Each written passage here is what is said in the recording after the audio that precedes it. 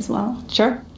Good evening. As someone from the former Soviet Union whose family lived through the uncertainty of the Cold War and the nuclear arms race, I would like to ask you, Senator, to make the best case for us tonight for why the United States should consider Russia a foe, especially in matters concerning the war on terror and arms control. Thank you. You can start, Senator. Vladimir Putin wants to restore the old Russian Empire. He's invaded Georgia. He's invaded Ukraine. He is now attempting to affect the outcome of elections. He's putting enormous pressure on the Baltics. One of the greatest men I've ever known, Boris Nemcov, was murdered in the shadow of the Kremlin. He was in my office. I said, Boris, do not go back to Russia. They're going to try to kill you. He said, I have to go back. A month later, they shot him and killed him in the shadow of the Kremlin. Let's know what Vladimir Putin is. He's a thug, he's a KGB agent, and he's a killer. And treat him as such. And what does he understand? Strength. That's why we have to rebuild our military, and that's why, frankly, we are not doing enough to rebuild that military and its capabilities. So all I can say is peace through strength. And I think that that's one thing that Vladimir Putin would understand.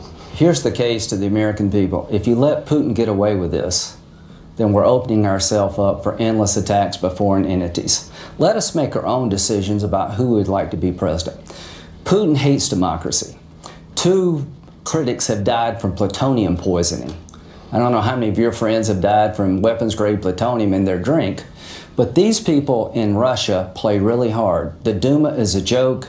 The independent judiciary has been lost. He wants to break the back of the European and NATO. He hates coalitions of democracy. He dismembered the Ukraine. He's affecting the Baltics day in and day out. The democracies in his shadow are under threat. I just got back from France and Germany. He went to Syria. I went to France and Germany, which shows I'm a lot smarter than he is.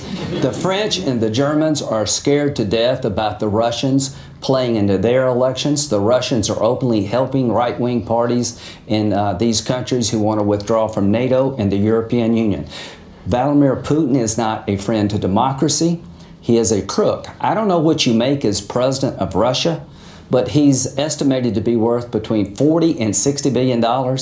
Either he's the best money manager in the world or he's a crook.